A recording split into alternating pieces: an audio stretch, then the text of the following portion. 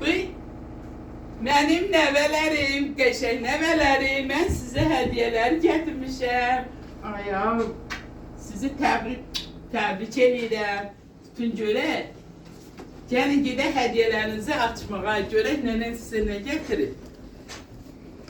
Hələ gəl səninkini açaq Elvira.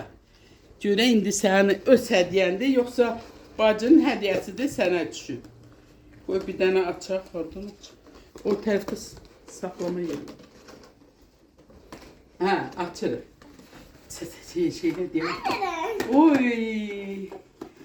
Hə, bax, bu sənin çepin. Bu çepdir, boynunu asasın, qızıl çep, bax.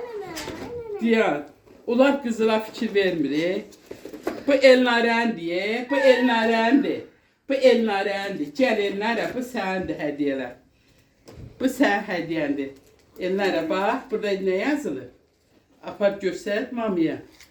Bak, balon. Hə.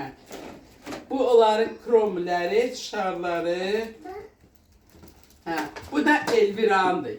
Ya, cırdın o dəqiqə. Yavaş yavaş açın. Deyim tələsinə. Bu da Elviranın hədiyyəsidir.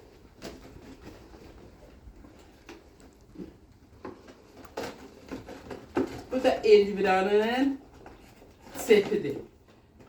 Apar göster mamana. Aç, orada aç. Apar mamanın yanında aç. Ha? Bak kromler, buna da almışam, sana da. Sonra böyle şey almışam.